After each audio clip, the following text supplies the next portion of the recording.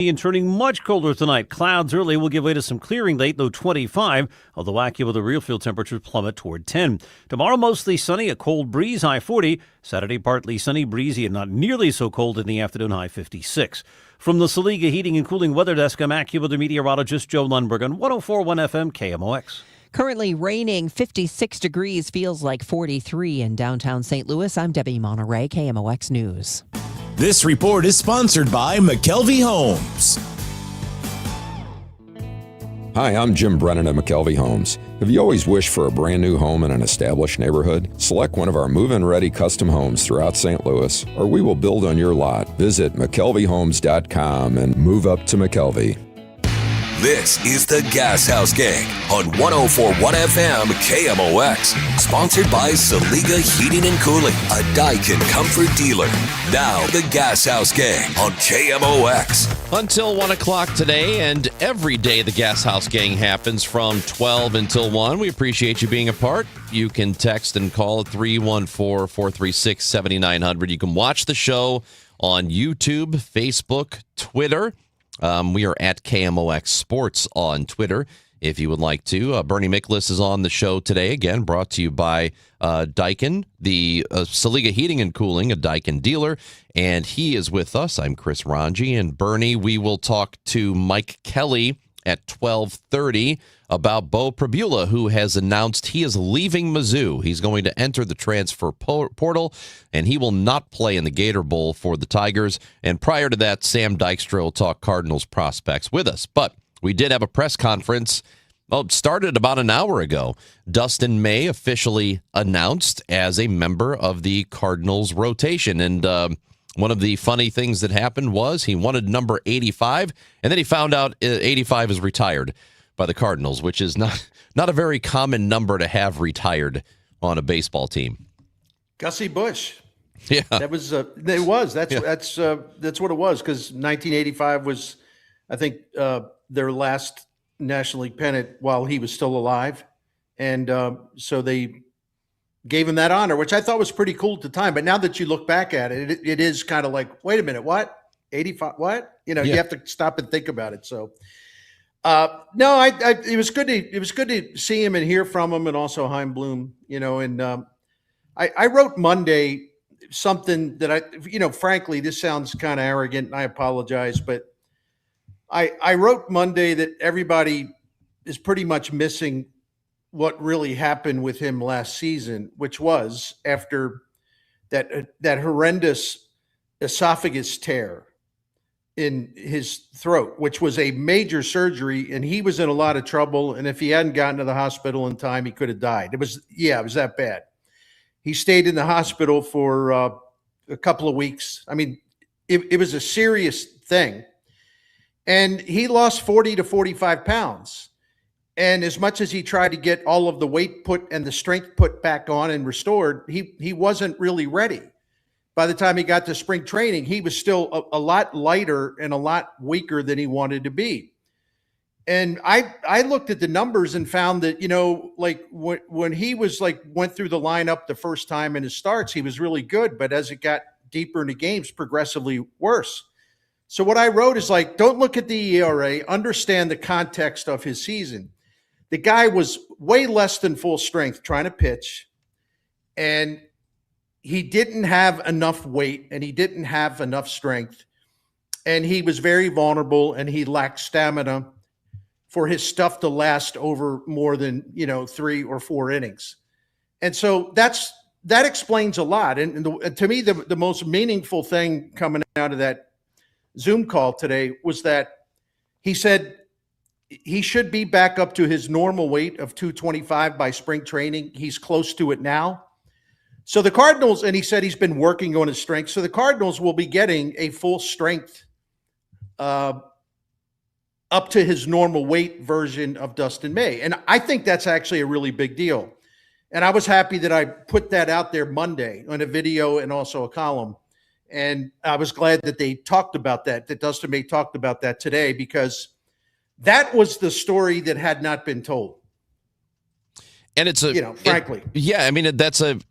It's context is incredibly important here, because you might just look at the ERA and go, Why did we do that? It's a 1-year, $12.5 million deal. And as you say, Bernie, everything that you just laid out, this could end up being a really good pickup for them, even if it is only for 1 year. And honestly, it's almost like it's like the perfect kind of signing that the Cardinals need at this point of their history, because they are in a transitional period. Why not pick up somebody who is trying to reclaim his career in the way that Dustin May is trying to? Mm-hmm. And he's got a lot of talent. Now, his sinker ball pitch, he throws 94 and a half miles an hour. That average is down from where it was. But again, this is a guy that was, relative to his past, he was a physically weaker pitcher and he didn't have stamina. But he also had that sinker that had incredible movement, side to side, horizontal movement. But for some reason, hitters just destroyed it. I got to believe Chaim Bloom and, Matt Pierpont, who's their director of pitching, and others said, you know what, we see what the issue is here. We can fix this. And they might have to get him to throw his four-seam fastball one. But the point is, there is no question that he has a lot of upside. I mean, even last year when he pitched in a weakened state, he made 23 starts and he pitched 130-some innings. It was like the most he had pitched in years. And in 17 of his starts that were above average or about average, 17 of his starts, he had a 3.30 ERA. And then he had 6 bad starts, which just kind of distorted everything. But he actually, all things considered, the lack of strength, lack of stamina, coming back, all things considered, he actually did a lot of good pitching last season, although the season-ending ERA doesn't show that. But it's there. You just got to go look for it. Yeah, there's a real prove-it aspect to what's about to happen here with Dustin May now in the rotation. We don't know exactly where he's going to fit in the rotation, but he is in it. He threw, as you said, about 130 or so innings last year. So I guess reasonably we could expect him to get up to 160, 170 if they're lucky, right? Yeah, I think so. Yeah, because he'll be at full strength.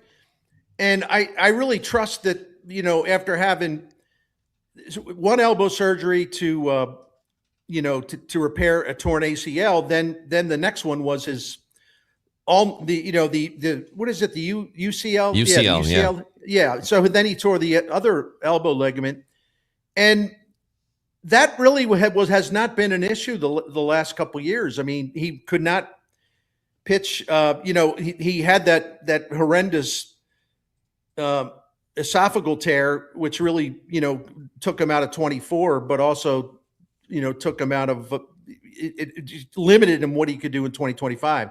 I mean, the elbow stuff's behind him. I mean, there's always a chance it would happen again, but I think he's, knock on wood, I think he's going to be in really good pitching health in 2026. And if something goes wrong, well, that's the risk that the Cardinals knew they were taking, that he could have another injury, but their liability is limited. It's 1 year. In other words, this isn't some long-term deal where if his elbow blows up again, they're stuck having to pay him for 3 or 4 years.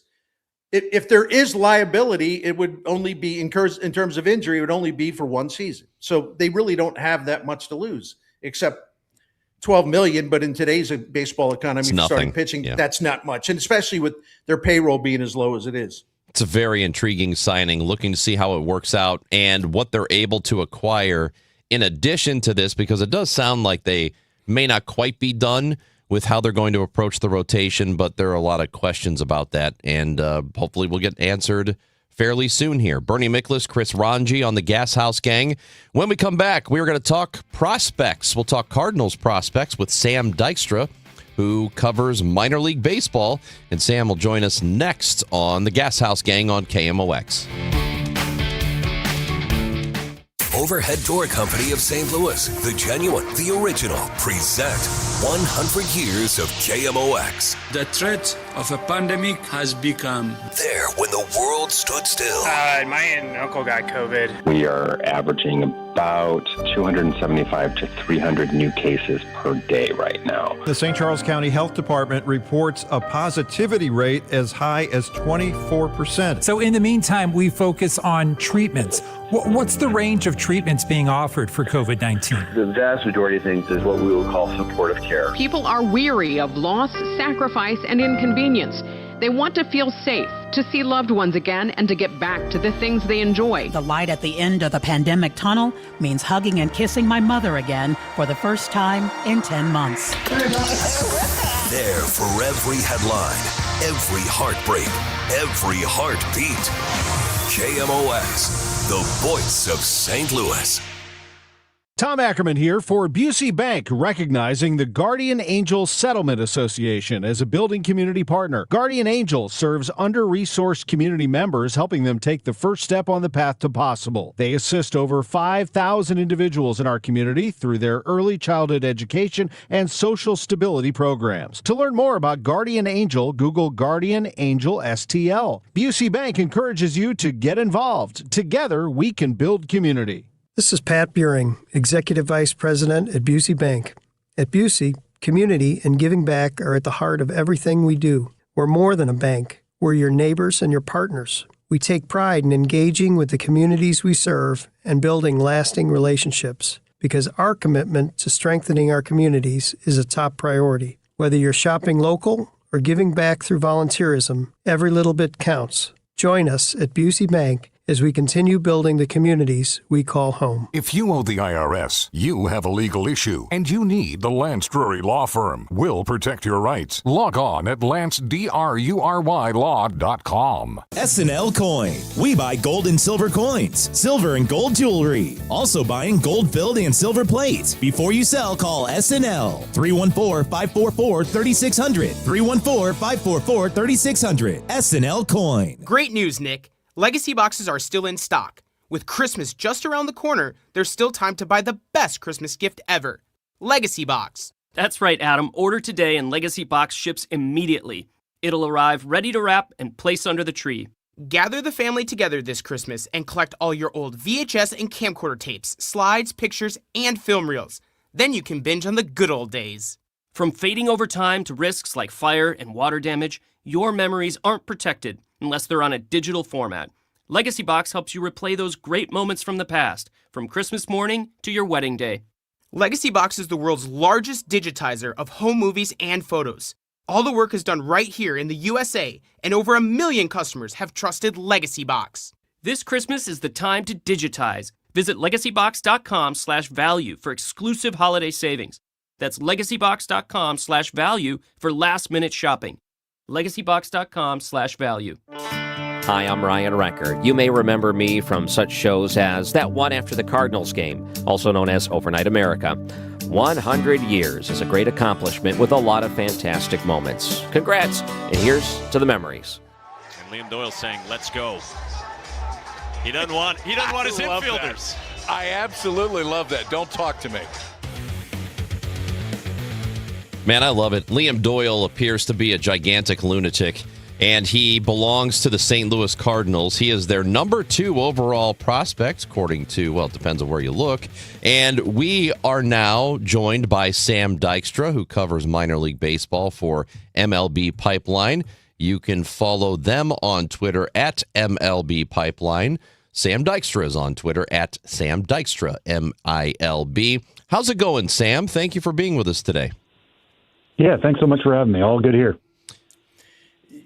You guys do a great job, man. And I tell you what, now that the Cardinals are rebuilding, not that I didn't pay close attention to MLB Pipeline, but I'm paying even more closer attention to it now with Chaim Bloom on a hunt for as many prospects as he can find. And the same is true with some of the other sites that do a good job. But how do you think the Cardinals are doing, just in generally speaking, with their player development and some of the early changes, the big changes they've made, and Chaim Bloom taking over? Have you noticed any differences yet? And what is the state of the Cardinals farm and player development system, in your opinion? Yeah, I think, some of the moves that they've made, bringing in Liam Doyle, when you have the 5th overall pick, I mean, you're going to have a pretty good depth of options to take there, but taking somebody with his ceiling, with that really, really good fastball, with that fiery approach and that, long run of college success, being the 2025 SEC Pitcher of the Year, that was a nice swing on some upside there. Then you go out and get Brandon Clark, in that Sonny Gray trade. That's another swing on upside. I know he was injured. He had a lot of blisters last year and made things difficult to deal with, but you add upside to the system, and that's what this group needs. Like, if you are going to have that focus on the minor leagues, you need high ceiling talent, because only a few of those are going to break through, but the more you can get, the more potential superstars you have. I don't know if Brandon Clark is necessarily a potential superstar, but J.J. Weatherholt is, Liam Doyle is, even Raniel Rodriguez is.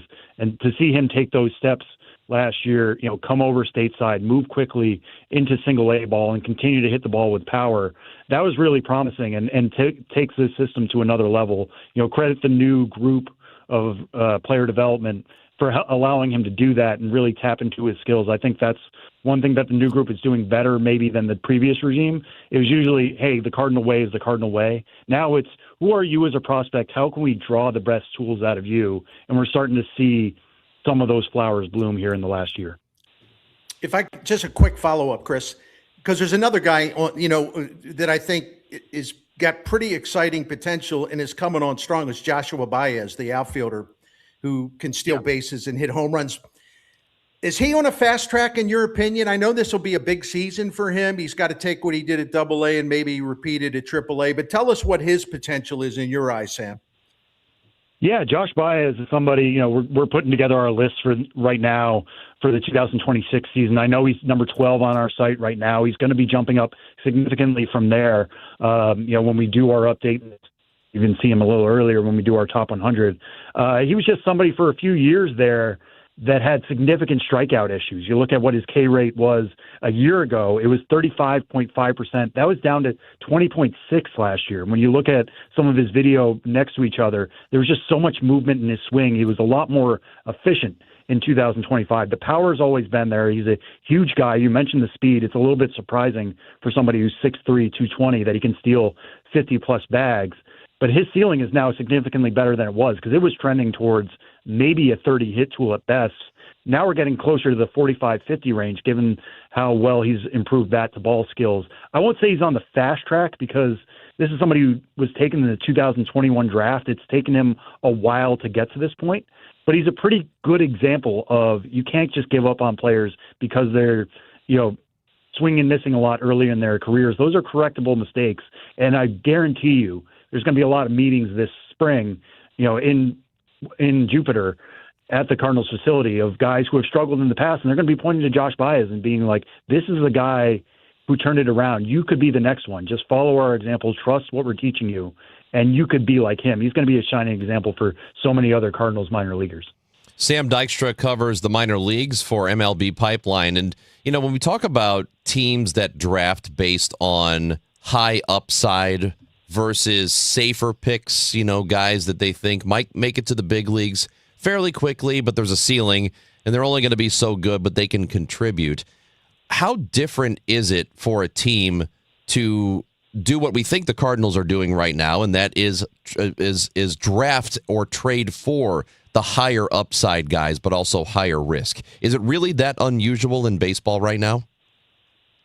It varies organization to organization. It also depends on where you are in your contention window. We just saw the Red Sox and Nationals make an interesting swap for Jake Bennett and Luis Perales. Luis Perales being the ceiling guy, Jake Bennett being the floor guy. The Red Sox get the floor guy who can add to their starting pitching depth pretty quickly. The Nationals, who I would put in the same bucket as the Cardinals, going for some upside and getting Luis Perales, who could be a number 2 starter, but could end up being a reliever because the control isn't there. It all depends on what you're aiming to do, how you're trying to acquire talent. Is it going to be to help the major league team in the next season, or is it going to be to help further down the line? Right now, the Cardinals are clearly in long-term mode. And when you're in long-term mode, I would take as many big swings as you can, because those are just lottery tickets. And all it takes is 1 or 2 of those to hit. Safer bets are fine to make if you are just trying to fill holes on a roster. But if you have tons of holes and you're trying to build around somebody like a Mason Wynn or some of the other pieces that they have, take those bigger swings. That's how you're going to get a J.J. Weatherholt, who wasn't, I won't say was a safe pick, but there is some upside there. He was getting talked about 1-1 a year ago, and now you have to find a spot for him. That's a good problem to have. You want those good problems. Right now the Cardinals don't have them, but the more prospects they pick up, those will pick up as well, those good problems. Sam Dykstra with us from MLB Pipeline, does a great job. That whole crew there does. I wanted to ask you about, it's really hard to try to, because we get to ask this a lot by Cardinals fans, and understandably so. Like, how long will this rebuild take before they're, good again, maybe contending as in, making the playoffs? I can't put an estimate on it, but with all of the, given the great job that Chaim Bloom did in Boston in rebuilding their player development system and draft, and all of the young talent he brought in there, and they're starting to do it again. I know that everyone's going to have a different arrival time, but do you think with the prospects they are collecting, and a lot of them have high upside, will that accelerate the time it'll take to rebuild this thing? What's your view of that? And I'm sorry for the long question. Oh, no, it's fine. No, I hear you. It's interesting. I think, obviously you guys have heard about Brendan Donovan trade rumors being out there, and I think who they get back for that is going to be very telling, because getting Clark from the Red Sox, Clark, as much as I like him right now as a pitcher, he's probably a year or two away. You really want him to be healthy this year. I don't project him to make St. Louis this season, but Brendan Donovan's going to bring back a pretty good haul. Is it going to be guys who are close to the majors, or do you get more of those upside guys who are in single A or high A? I think that's going to be pretty telling as it is. But you look at going back to that draft we were talking about before, getting Liam Doyle at 5, he could be a pretty quick mover. He could be on that J.J. Weatherholt track, and I think even beat Weatherholt, not to the majors necessarily, but in terms of getting there earlier in his career, because Weatherholt had Wynn blocking him. He had Donovan blocking him. He had, for better or worse, Arenado blocking him at third base. I don't think anybody's going to block Liam Doyle. So the fact that they took him, he can be on that accelerated timeline. What other prospects they add is going to be kind of telling to us. Do they think they are a year out and that it's just going to be a down year in 2026 and you go for it in 2027, or are they building for 2028? I think we're going to get some answers here in the next few weeks as the Donovan trade rumors pick up and hopefully a transaction happens. We mentioned Liam Doyle right at the start, played a highlight of his, and if anybody's watched him pitch at Tennessee, he's a bit of a psycho, man, but in a good way. He's a fun pitcher to watch, but that is him as a young guy. Does that kind of attitude, does that sort of thing continue on as he's in the minor leagues and then, eventually makes it to the big leagues, do you think? I think it's tougher to be fiery over a 162-game season compared to a spring schedule where you're the Friday night starter, right? You're pitching once a week for a few months. That being said, the Cardinals are doing their homework on Liam Doyle. They are not taking him and be like, well, I think we can fix him. I think you want the fiery version of Liam Doyle. Otherwise, you take one of the many other options that they could have gotten there at the 5th spot. I think that fiery side to him is something you're buying into. The fact that the fastball plays especially well, it kind of matches his personality, right? It's explosive up in the zone. It can touch triple digits. Anything they can do to squeeze that stuff out of him, and if it means he gets a little, yelling off the mound every now and again, I think you take that. You maybe have a conversation in the spring of just being like, hey, let's not get overly excited about a third-inning strikeout in April. But they know who they're getting, and they're going to want the best version of Liam Doyle, and if that's somebody who's getting super excited for blowing 98, past a guy at the top of the zone to end an inning, that's totally fine if it keeps the stuff coming.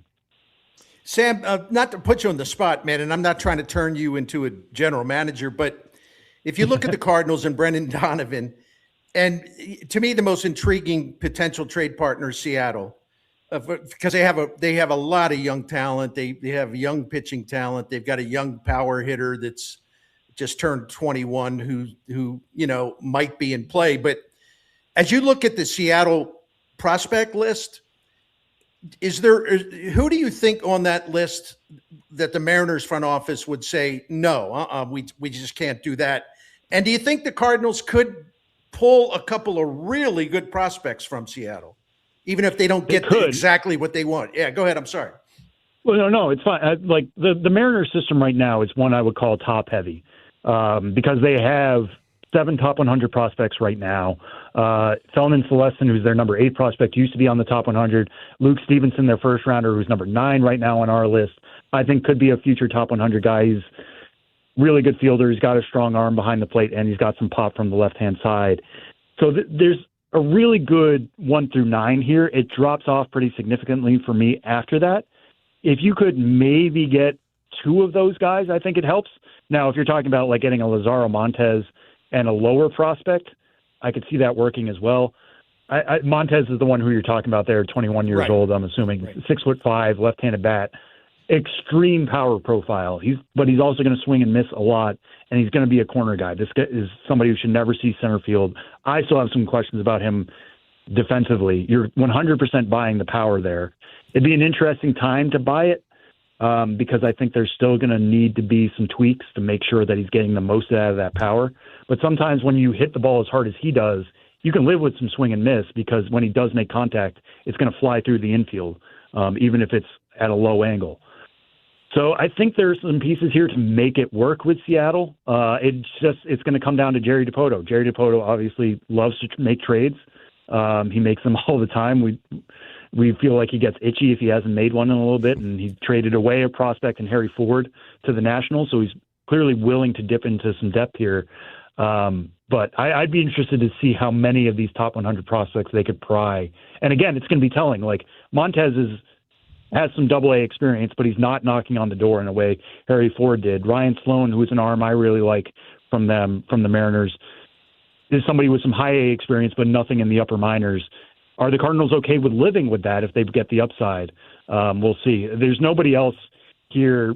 I don't think they're going to get Colt Emerson, who's somebody who could be in the major leagues in the first half of next year. Cade Anderson, the number 1 pick for the Mariners last year, I don't see him being available. He was the 3rd overall pick. Obviously, the Mariners love him.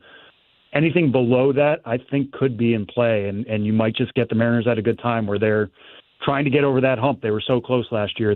Whatever they can do to make it work, trading off some pieces, it might be the right time for the Cardinals to swoop. Sam, thank you for your time today. Appreciate the information. Yeah, thanks so much for having me. Sam Dykstra covers minor league baseball for MLB Pipeline. Joining us here on the Gashouse Gang, got Bernie Miklasz, another half hour to go. When we come back, Bo Prabula has announced he is leaving Mizzou. The quarterback is entering the portal, so that means he will not participate in the Gator Bowl. We'll get Mike Kelly's thoughts. Mike is the play-by-play voice of the Tigers, and he is next on the Gashouse Gang, brought to you by Saliga Heating and Cooling, SaligaHeatingandCooling.com. Start your day with an edge. Total Information AM. It's like breakfast for your brain. I wake up, I turn on the news. I gotta listen 3 or 4 times every day. Debbie Monterey, Megan Lynch, Tom Ackerman. I like to wake up with the news. Total Information AM. It's where I get my news. Traffic conditions and potential weather that's coming. Total Information AM. Weekdays 5 to 9. I like to turn it on and just get caught up. Where I get my news. The news, weather, and traffic. On the voice of St. Louis, KMOX. Now, KMOX weather from the Saliga Heating and Cooling Weather Desk. There's rain in the area, 54 degrees. The high will be 57. A wind advisory is in effect now as well. Brought to you by Eamon Gantner and Capriano, YourEstateMatters.com. Hi, Margaret with Eamon Gantner and Capriano. Life happens. Accidents, deaths. Make your estate plan now, or the courts will decide for you later. Eamon Gantner and Capriano, YourEstateMatters.com. The choice of an attorney is an important decision and should not be based solely on advertising. Hey, St. Louis City SC fans, mark your calendars now. The Boys in Red return to Energizer Park to kick off Season 4 Saturday, February 21st. And you could be there for the dawn of a new golden era of St. Louis soccer. Go to stlcitysc.com/tickets and reserve your seat now for the MLS home opener versus Charlotte FC. Limited quantities remain. See you soon, St. Louis. Thinking about a bath remodel or swapping that old tub for a sleek, easy-to-clean shower? Glover here for Michael's Baths with one question: what is there even to think about? Michael's beats the competition by 30 to 50%, uses top-quality materials, and backs it with over 30 years of experience, and now they'll throw in a free shower door or $500 off. Schedule a free in-home consultation, 636-775-0800, michaelsbaths.com. That's michaelsbaths.com. At Audion Hearing, our mission is simple: to make better hearing affordable for everyone. This Christmas holiday, enjoy exclusive savings on our high-quality rechargeable hearing aids. Clear, comfortable, and ready to use right out of the box. And here's a study worth hearing. Research shows that wearing hearing aids can reduce your risk of dementia by up to 61%. Join over 1 million happy customers and shop Christmas holiday deals before they're gone at audionhearing.com. That's AUDIEN hearing.com. This is the story of the one. As an HVAC technician, he and his digital multimeter are in high demand. So when a noisy office HVAC turns out to be a failing blower motor, he doesn't break a sweat. With Grainger's easy-to-use website and product information, he selects the product he needs to keep everything humming right along. Call 1-800-GRAINGER, click Grainger.com, or just stop by. Grainger, for the ones who get it done. How many of you think taxes will go up in the future? And if they do, who will get hit the hardest? Maybe it's you, headed for retirement. You've been saving in that 401k or IRA for years, and that money has never been taxed. And Uncle Sam is looking at that account like it's a big, juicy steak. What can you do about it? Join the All Financial Group for their Taxes in Retirement Seminar, Thursday, January 22nd or Tuesday the 27th. They believe a financial plan is not a retirement plan without a tax plan. Reserve your spot today by calling 636-230-8824. That's 636-230-8824. Or go to yourmoneymattersstl.com. Investment advisory products and services made available through Impact Partnership Wealth, LLC, IPW, a registered investment advisor. Neither the firm nor its agents nor representatives may offer tax or legal advice. Individuals should consult with their qualified professional for guidance before making any purchasing decisions. The Dave Glover Show is excited to partner with Hardee's and Operation Food Search for their holiday food drive. Dave and the crew will be out at Hardee's in St. Peter's on Friday, December 19th, starting at 1 p.m. All donations benefit Operation Food Search to help children and families facing food insecurities. The Dave Glover Show, Hardee's and Operation Food Search, and the Holiday Food Drive. Get all the details about the campaign, or to make a donation online, head to KMOX.com/events. Now back to the Gashouse Gang, sponsored by Saliga Heating and Cooling on 104.1 FM KMOX. We got the news, about an hour, maybe 2 hours ago, that Bo Pribula has decided to enter the transfer portal, so he will no longer be the quarterback at Mizzou, and he will not participate in the upcoming Gator Bowl. To discuss that situation with us, Bernie Miklasz and Chris Ranji on the Gashouse Gang, we got the play-by-play voice of the Tigers, Mike Kelly, with us on KMOX. How's it going, Mike? Good, Chris. How are you guys? We're doing okay. So is this news surprising? And if it is, what are your thoughts? Chris, I think in this era of college athletics in which we live, I'm never surprised when a player enters the transfer portal. I'm just not, because there's a variety of different things that probably go into that decision. Is it a matter of, I want more playing time? Is it a matter of, I need more money? Is it a matter of, I've been told I'm going to take a pay cut to make more money available for the guy who's going to take my place as the starter? I think all those factors are very realistic in the times in which we live. And so, honestly, I've heard rumblings throughout the second part of the season that Bo Pribula would not be at Missouri next year. And so, yeah, I'm not really surprised that he's put his name in the portal. Mike, Bernie Miklasz, always Hi, a buddy. delight to have you on with. Yeah, man. Merry Christmas to you and your family, and Happy New Year and all that. We probably won't get a chance to talk to you before then. All right, here's my question. this puts Coach Drink in an interesting situation because, number one, we know that he's very, very high on Matt Zollers, as he should be.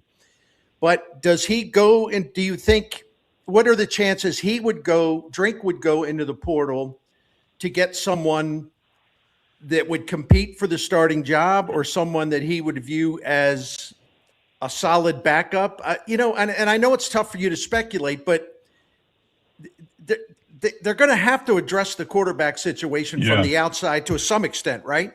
No, I agree. I think if anything, let's keep this in mind. Missouri's offense has had a turnover in 11 consecutive games.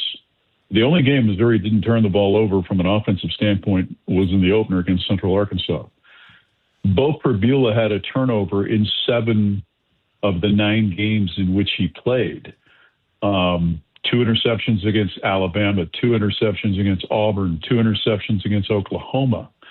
I think the thing that maybe the lesson underlying, as I see it, at least from my point of view, is, moving forward, does Drink change the way he approaches the transfer portal with a quarterback? And in the future, do you take a quarterback with no starting experience?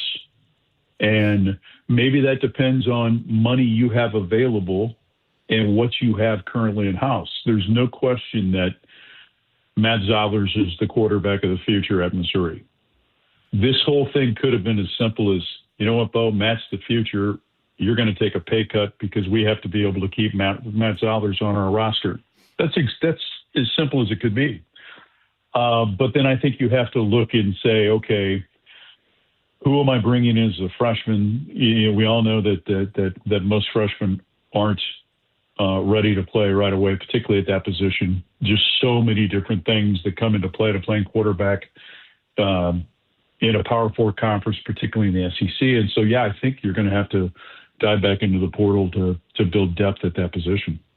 I never fault players for opting out of bowl games that aren't playoff games if they, have legitimate draft hopes or they're going to be top picks and they know that and they just don't want to risk that before they enter the draft. I really don't ever have any issue with that, but there is something that's a bit unsettling with being able to transfer before a bowl game happens. Is the system the way it is now? Does it need to be fixed in some way? Absolutely. The calendar is completely a mess. And I think the other thing too is that I have no issue with student athletes getting paid, none whatsoever. But I think what we've done is that we've gone from, the pendulum has shifted all the way to where, back in the days of our friend Dan Deerdorf, when he used to say the college football player was the only guy on campus who had a full-time job but couldn't get paid for it. Right. And I'm paraphrasing what I once heard Dan say on Sports Open Line back in the day. So now we've gone from that example to the pendulum has completely swung all the way over to now the players have all the power for the most part, right? They can transfer as many times as they want to. It seems like they can make decisions to leave whenever they want to. Their agents are constantly fielding calls from a variety of different people saying, hey, you may be making X, but we'll pay you X if you'll come and join our roster. And so I think with the current model that we're living under, Chris, is completely unsustainable moving forward. And I'll just throw another thing out there for you guys. In this day and age, right, where you've got the revenue distribution and schools have got to come up with the extra $20 million plus each and every year, and you're looking for third-party NIL. Let me ask you this question. Like, for an organization, for a corporation, or for an individual donor, where's your return on investment in NIL? Ego? Is that simply what it is? Does company X sell, more screwdrivers because they attach their name to a student athlete someplace? I just think the whole thing is something that I'm not sure it's sustainable, and I really just don't understand the return on the investment for those, and thankfully that they do it, right, to help sustain the model that is currently being lived in. That's just the question that I have: is where's the return on the investment, other than your ego?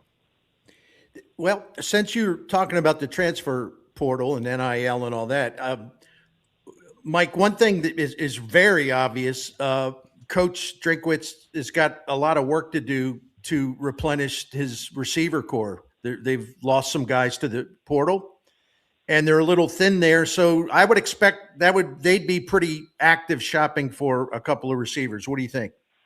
Well, and they were like that last year. Right. Kevin Coleman came in from Mississippi State and came home and has led the team in receiving, with 63 receptions this year. Xavier Lloyd is a guy that started his career at Power 4, went down to Illinois State, and now is playing his last year at Missouri. He's a guy who I think will probably start in the bowl game. To me, one of the fascinating stories is Logan Muckey, a young kid or I shouldn't say young kid, a senior who's playing the bowl will be his final game. He's the young man from Lee Summit that was diagnosed with cancer back during the summer and beat it. He's got one career reception. He plays primarily on special teams. His only career reception came against Iowa last year in the Music City Bowl. He's going to get a chance in his final game as a college athlete, a kid that's given his life and his soul to the University of Missouri throughout the course of the last 5 years, grew up, wanted to be a Tiger. He's going to get an opportunity, I would assume, to get some snaps on offense and maybe get a catch or two or three. And so to me, those are the fascinating stories that come out of something like this. Donovan Olubade, a young freshman from Chicago who's become probably Missouri's most explosive threat as the season progressed. He's a guy that, you hope to hold on to, moving forward. Demarion Folks is a kid that, hasn't really played much on offense, but a dynamic guy on special teams. Sean Terry, another young freshman who's got one catch on the season.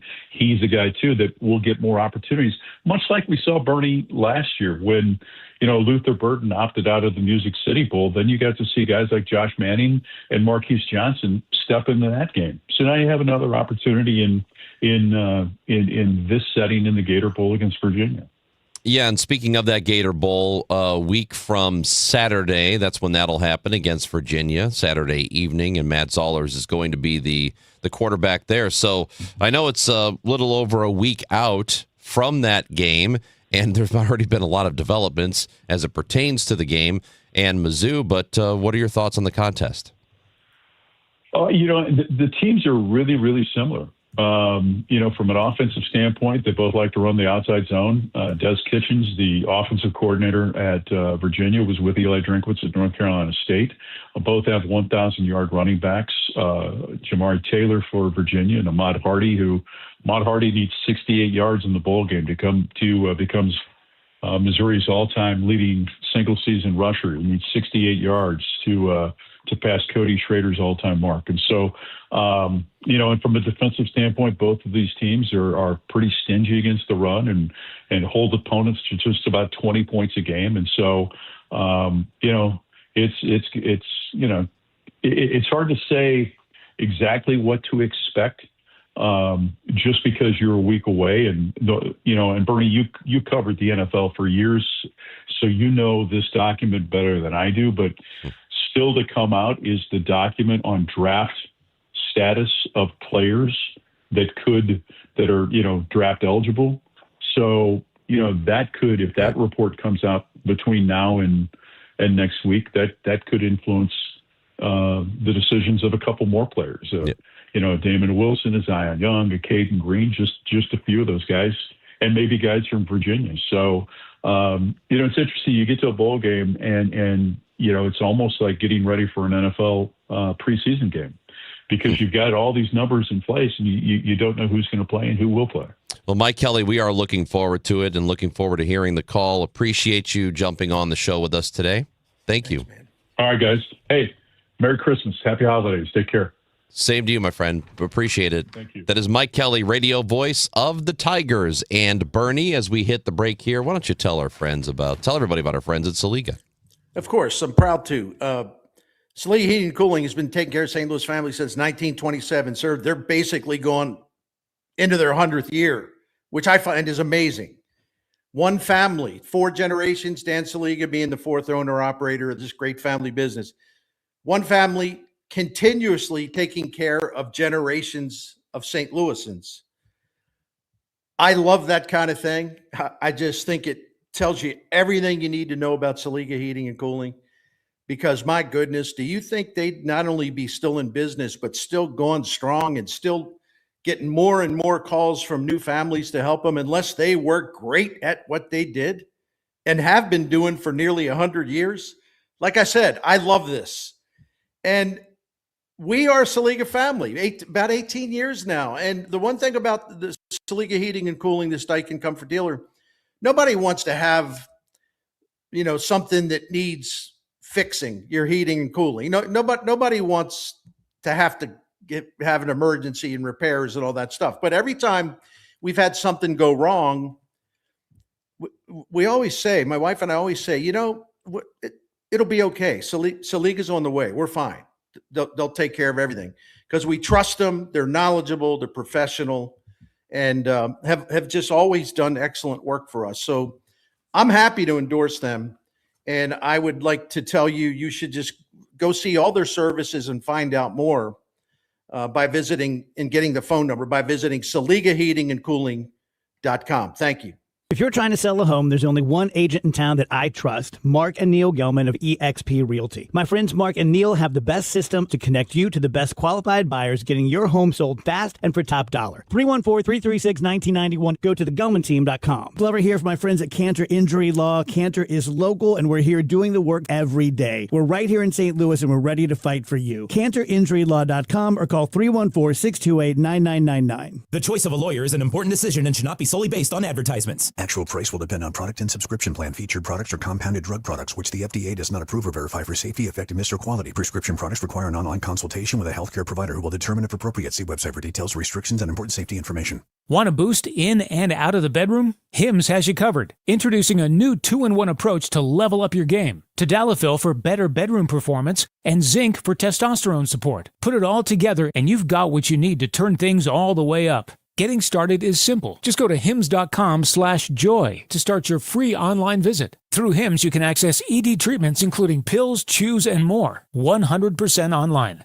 No office visits, no pharmacy lines. Just fill out a simple intake form and a licensed medical provider will determine if treatment's right for you. If prescribed, it ships free and discreetly to your door. Find affordable treatment options at up to 95% less than brand names at hims.com/joy. That's hims.com/joy, HIMS.com/JOY. This is Congressman Bob Onder. 2025 was a turning point for America. House Republicans didn't just talk about the challenges facing our country, we delivered real solutions. I was proud to stand beside President Trump to deliver historic tax cuts, secure our border, and eliminate waste, fraud, and abuse in the government. This year, my office helped constituents by solving over 500 cases and returning to them nearly $1.8 million.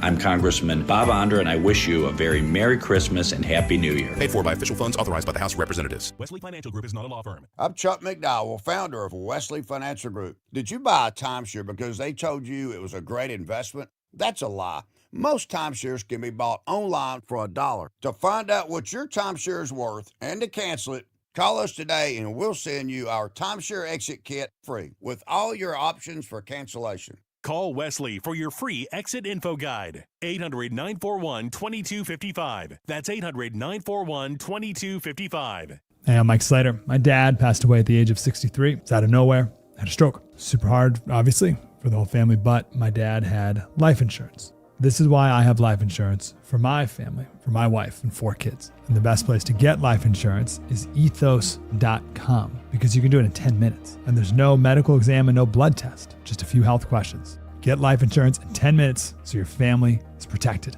Ethos, ETHOS, ethos.com/life.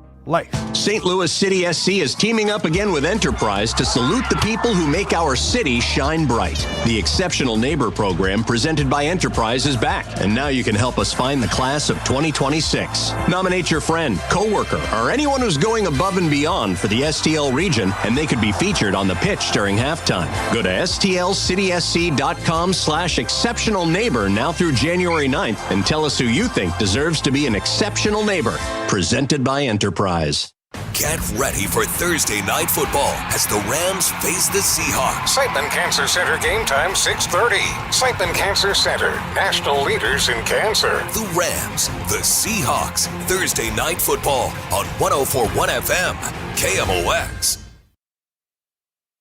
Just want to reiterate our excitement that Dustin May has decided to join us and become a Cardinal. We're really excited at what he brings to the table and the upside of this partnership, his youth and talent, and also the experience, the things that he's been through. Ms. Chaim Bloom on a press conference today happened about 2 hours ago, maybe a little bit less than that. Dustin May officially introduced as a member of the Cardinals rotation.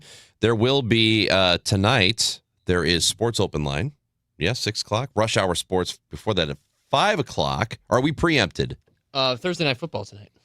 Well, that starts at like 7:15. Oh. So, whatever.